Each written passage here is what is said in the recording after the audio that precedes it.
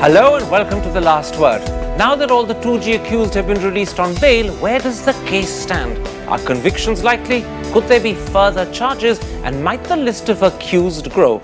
That's with the man who first exposed the 2G scam, Subramanian Swamy, the Vice Chairman of the Law Commission, KTS Tulsi, one of the lead defense lawyers, Majid Memon, and the Deputy Editor of The Hindu, Shalini Singh. Subramanian Swamy, although all the 2G accused are now out on bail, does the Supreme Court judgment of January this year cancelling 122 licenses mean that eventually some or maybe even many of the accused will be found guilty? Or is that a premature conclusion?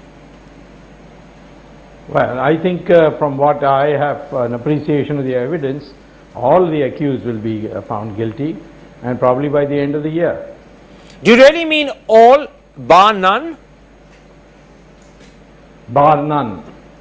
Mr. Memon, as one of the lead defense lawyers, how strongly do you disagree? Well, I must appreciate the efforts that Mr. Subramanian Swamy is singularly taking in this matter for whatever reasons, and he has been heard often saying that the main offenders are still out, and therefore these people who are now facing their trial are only small fries. You're deliciously not answering my question. You're being diplomatic instead. If he's saying so, just give me half a minute more. If he's saying so, Mr. Swamy will have to agree with me. That would mean that the quest for truth in this trial is only the quest for half-truth. Mr. Swamy, do you agree with me? Well, before we make this a trade-off between you and Mr. Swamy, and I will give Mr. Swamy a chance to answer that rhetorical question, but first answer my question. Yes, my answer do you to agree that that all the accused will be found guilty? My answer to this is that probably exactly converse of it, that probably all the accused may be found not guilty, and certainly most of them. All right, very quickly, Mr. Swamy, because I don't want to get deflected for long. Do you want to answer that question, that your quest for truth is actually a quest for half-truth? Well, Memon's point is well taken, that the number of accused here are not all the accused. In fact, the bigger fish are still outside, but I'm making efforts to see that they also join with the other accused. All right, I'll come to what you call the bigger fish in a moment's time, but let's for now concentrate on the pond and the fish as they are. Mr. Tulsi, last night, A. Raja hosted a dinner to celebrate his release on bail. It's led some people to speculate that this suggests that the case against him is either being diluted, Jayalalitha said that in particular, or that it might fade away. Is that a realistic fear, or is it an exaggerated one? You see, it's one of those cases which can't be said to be an open and shut case, despite Herculean efforts made by Dr. Swamy.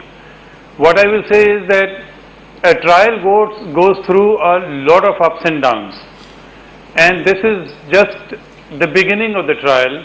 How it will shape in the future, what further materials the CBI, if any, will come up with, but at the moment, the case really is very doubtful. Okay, but that's another matter. But you're also saying, are you not, by implication, that fears that Mr. Raja celebrating last night suggests the case against him is being diluted? Those are unrealistic fears. Very quickly, you are saying that, aren't you? I don't know how this how anybody can dilute the case. It will answer that. The trial is a quest for determination or truth.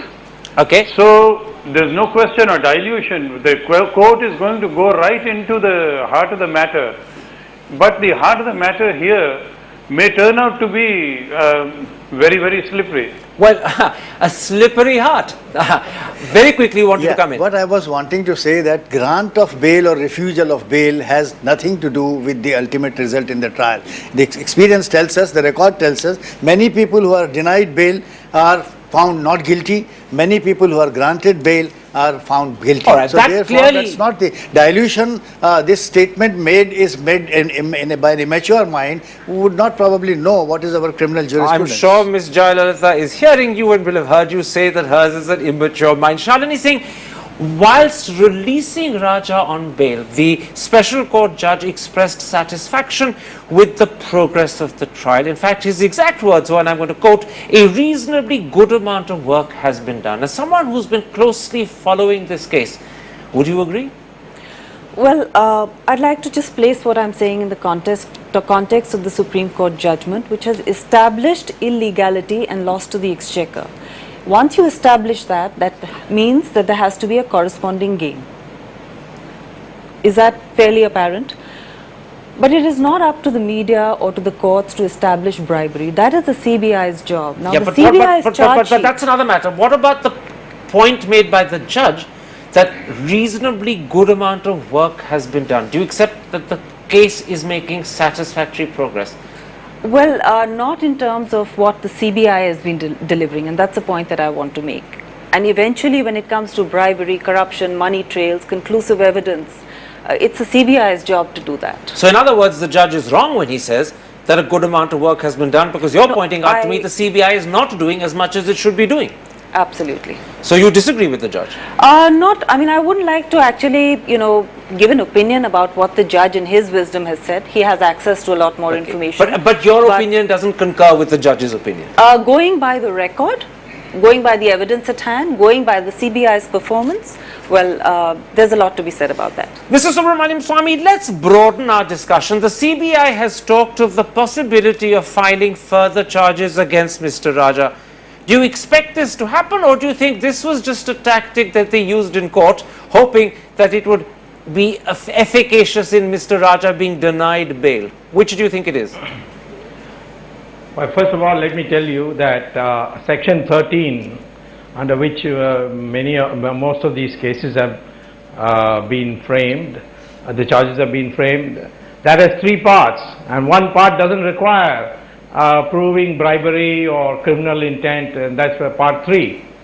It's part 1, part 2, and the other sections like 9, 11, which require this bribery charge to be made. So, as far as conviction is concerned, after the cancellation of the license, section 13 bracket 1 bracket D part 3, all the accused will be found guilty on that. Okay, but that's a different issue, and that's a fair point you make. But come back to my point. Do you accept that further charges could be filed, or was that simply a ploy being used by the CBI to try and have Mr. Raja denied bail? Which is it?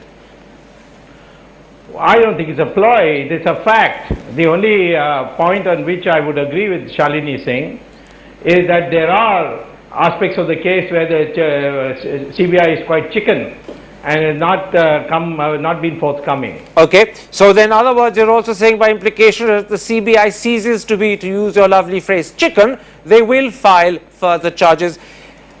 Mr. Memon, would you agree? That's right, they will. Okay, you concur. Would you agree, Mr. Memon, that fresh charges against the accused is a possibility that cannot be ruled out? You see, if you are adding charges and making the facts of the case more complicated, it becomes difficult for you to establish them in the court of law. In other words, you're suggesting it would not be wise to make it more complicated. Number 2, Mr. Swamy has now been saying that CBI, concurring with what Shalini said, that CBI has not been doing its job satisfactorily.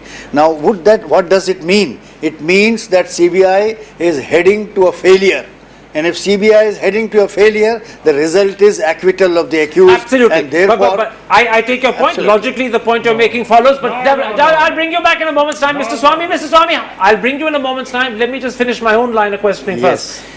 The point you made about further charges is that it would complicate the matter so substantially that the CBI would find it very difficult to then prosecute and pursue the case. Therefore, you're suggesting that in the CBI's own interest, it would not be wise to bring further charges and complicate the matter. That's the principle, governing a criminal inquiry and investigation and criminal trial. Okay. Now, at this juncture, if you add a few new charges, you would enable the accused persons to go back to the first prosecution witness and recall.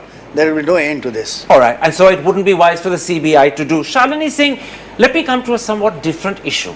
You've written several articles in The Hindu which suggest that there is a case for inquiring into Mr. Chidambaram. For the benefit of those who don't read The Hindu and haven't read your articles, briefly explain to me, what is this case? It's a very simple point that one is making. Basically, the cabinet decision of 2003 and the transaction of business rules mandate that there must be concurrence with the finance minister. Cabinet decision specifically talks about DOT and finance ministry, and transaction of business rules say that if two ministers don't agree, if any two ministers, the finance minister and any other minister, A, they have to agree, B, if they don't agree, they have to go to the cabinet. So in two cases, in 2006 when Mr. Maran allocated spectrum at 2001 rates, simplify this for me, otherwise the audience will get lost in the details you're giving. What is the actual point you're making there are two where charges. Mr. Chidambaram can be inquired into? There are two scams, the 2G scam under Mr. Raja and the allotment of spectrum under Mr. Maran. So Mr. Chidambaram is facing inquiries on both counts in Parliament and in the courts. So all I'm trying to say is he selectively kept quiet, he did not protest. He told the Hindu after our articles that I did protest. I'm stopping you because you're going into details where people will be completely lost. You're saying that there are issues to do with pricing in particular. Which he's responsible. Which he's responsible for. He did nothing. And you're suggesting that his switch, if such a switch did happen, from an initial preference for auction to accepting 2001 pricing is where he can be inquired into on the grounds that he has conferred a pecuniary advantage on licensees. Is that in a nutshell what you're saying? There is a constitutional provision which binds him, which obligates him to protest and to bring it to the notice of the cabinet, which he failed to do. Mr. Tulsi, you followed this case almost as closely as anyone else. Do you agree with Shalini Singh that there are grounds for inquiring into Mr. Chidambaram, or do you think that that would be both unfair and wrong? No, it's completely unfair and wrong, and I say that what's the purpose of having a group of ministers? The purpose of a group of ministers is it itself recognizes that there is a difference of opinion between two ministries. Now one of them has got to agree with the other. The question is that the main premise of the cabinet note which was sent to the cabinet decision in 2003 was that it will spur investment and growth. Now on that basis, for the purpose of investment and growth, if Mr. Chidambaram agrees with Mr. Raja, he is not committing a crime. He is merely agreeing to the main premises. In any case, now the matter is before the Supreme Court as a result of a presidential reference. Auction can't be the route for every national asset, and the Supreme Court will debate that. Can I stop you and clarify? You're saying that the mere fact that Mr. Chidambaram, as is alleged, and I underline the word alleged, changed his position in favor of auction and agreed with Mr. Raja on 2001 pricing doesn't suggest that he is in breach of the Prevention of Corruption Act section 13(1) in particular. It simply suggests that he accepted there was another logic and justification and therefore agreed on that basis, and that logic was it would spur growth, it would increase tele density. Is that in a nutshell what you're saying? Very quickly. That's right. Yes, that's right. Because that's precisely the objective, and that objective has been achieved. Okay. The telecom revolution has been one of the greatest revolutions of India. All right, I'm going to stop you there. I'm going to take a break, and when I come back, I'm going to ask an even deeper, more fundamental, and some would say more provocative question. Does the finger point higher? And if higher, how much higher? All the way to the top? Join me after the break and find out.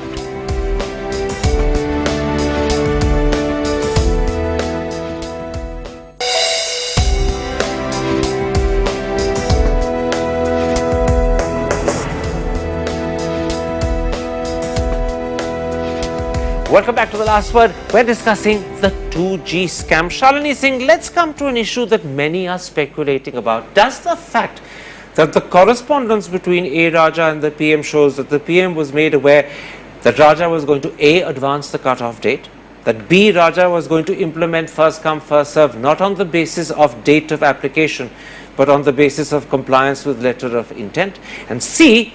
that they discussed the price issue even though Raja ignored the advice the Prime Minister had given him. Does all of that suggest that Raja is exonerated, or does it suggest something very different, that the PM is perhaps implicated? Which does it suggest? It suggests that there is this aspect of collective cabinet responsibility which has been overlooked. All the 7 illegalities committed by Raja, which became the reason for the Supreme Court to cancel 122 licenses, All those, 4 of those, Raja wrote to the PM and informed him of those. 2 of them he informed the Finance Ministry. So both the Prime Minister and the Finance Minister not only knew, but they actually allowed it to happen. So in other words, they are clearly implicated by this. Well, there is a question. We have, it's not my job to judge. It is my job to place the facts and to ask questions. Quite so right. what does this tell you about collective cabinet responsibility? More importantly, it tells us that there are questions to ask of the PM and the then FM. Is that right? That's right. Mr. Tulsi, once again, as someone who's followed this very closely and someone who's in earlier shows with me specifically discussed the level of questioning that the PM should be put to, do you agree with Shalini or do you disagree with Shalini? No, I do not agree with Shalini that there is any illegality. Merely because the government wants to spur growth and investment and does not want to have any obstacle in the way of having the largest amount of tele-density in the country, and that's what actually resulted in the greatest revolutions that has taken place. Prime Minister was fully committed to this objective, and the Prime Minister did want that this objective should be achieved, which also has been achieved. I don't think there is any illegality in merely following a policy that you should make it available to every Indian, howsoever poor. I understand. A crime. I understand. So you're giving me the same answer with regard to whether the PM should be questioned as you gave earlier with regard to the question whether the then Finance Minister P. Chidambaram should be questioned. In both cases you say the explanation for doing what they did or not acting as some say they should have is that they were advancing tele-density, and that did happen. Let me put this to you, Mr. Subramanian. What do you make specifically of the note in the Prime Minister's office files dated, I believe, the 22nd of January 2008, where it says the PM wants to be kept at arm's length? Do you believe this is incriminating as the opposition in Parliament has suggested, or do you accept the argument put up by Montek Singh Ahluwalia that this simply suggests that the PM didn't want to tread on ministerial prerogatives? Well, first of all, let me tell you something about cabinet collective responsibility since I've been a cabinet minister. When a cabinet passes a resolution delegating authority to some ministers, its responsibility ends. In this particular case, on 31st October 2003, the cabinet had delegated the finance minister and the telecom minister to decide. So after that, there is no question of cabinet responsibility. There is of course a question that if the Prime Minister knew a big loss is going to take place, should he have intervened or not? And of course, when you have delegated responsibility to the finance minister and a huge loss is taking place, then he had every responsibility, and not doing so is a criminal offence, to have stopped it. Now I come to the question of Mr. Tulsi, talking about this policy, cheap tariffs and all that. First of all, let me tell you that all policies you have to examine alternatives, and then having rejected the inferior alternatives, you select the best. Okay. Then no court can intervene. Here there was nothing of that kind, number one. Number two, after getting the license, they went and sold it in the market. But that's a different... So there was a private auction. Okay, but very quickly... There was no government auction. I understand, but once again, I don't want the audience to be blinded with details that they're not familiar with. Very quickly, are you suggesting... Are you therefore suggesting that there are grounds to question the Prime Minister and that it would be right and proper to do so? Very quickly. No, not the Prime Minister, the Finance Minister. Not the Prime Minister, but the Finance Minister. Mr. Memon, let me pursue that like this with you.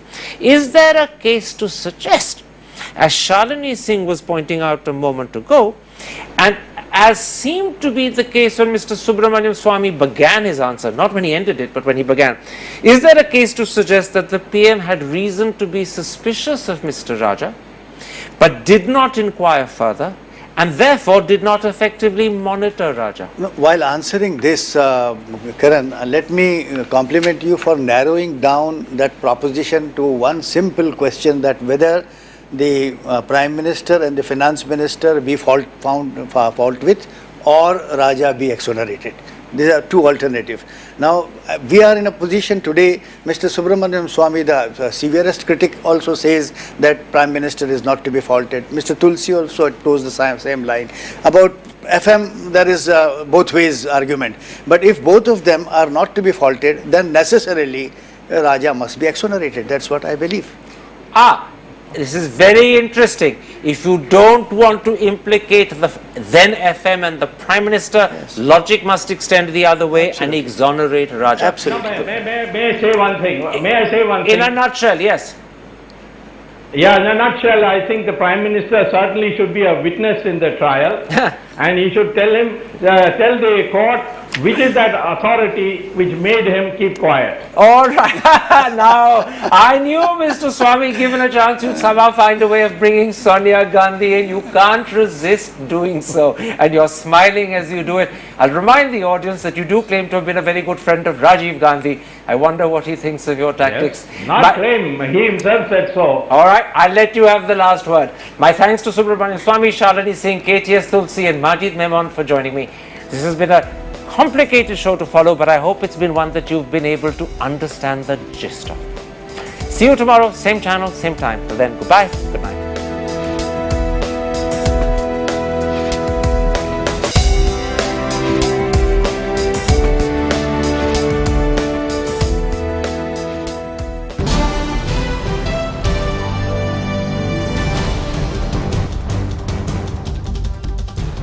Of the evidence, all the accused will be found guilty, and probably by the end of the year. Do you really mean all, bar none? Bar none. Mr. Memon, as one of the lead defense lawyers, how strongly do you disagree? Well, I must appreciate the efforts that Mr. Subramanian Swamy is singularly taking in this matter for whatever reasons. And he has been heard often saying that the main offense.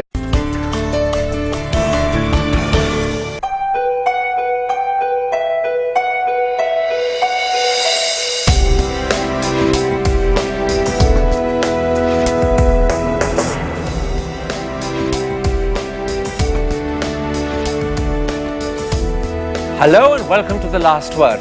Now that all the 2G accused have been released on bail, where does the case stand? Are convictions likely? Could there be further charges? And might the list of accused grow? That's with the man who first exposed the 2G scams. Accused will be found guilty. My answer to this is that probably exactly converse of it, that probably all the accused may be found not guilty, and certainly most of them. All right, very quickly, Mr. Swamy, because I don't want to get deflected for long. Do you want to answer that question that your quest for truth is actually a quest for half-truth? Well, Memon's point is well taken, that the number of accused here are not all the accused. In fact, the bigger fish are still outside, but I'm making efforts to see that they also... Offenders are still out, and therefore these people who are now facing the trial are only small fries. You're deliciously Now, not answering my question. No, You're being diplomatic if instead. he's saying so, just give me half a minute more. If he's saying so, Mr. Swamy will have to agree with me. That would mean that the quest for truth in this trial is only the quest for half-truth. Mr. Swamy, do you agree with me? Well, hang on a second. Before we make this a trade-off between you and Mr. Swamy, and I will give Mr. Swamy a chance to answer that rhetorical question, but first answer my question. Yes, my answer Do you to that agree is that all the Subramanian Swamy, the Vice Chairman of the Law Commission, KTS Tulsi, one of the lead defense lawyers, Majid Memon, and the Deputy Editor of The Hindu, Shalini Singh. Subramanian Swamy, although all the 2G accused are now out on bail, does the Supreme Court judgment of January this year cancelling 122 licenses mean that eventually some or maybe even many of the accused will be found guilty? Or is that a premature conclusion? Well, I think from what I have an appreciation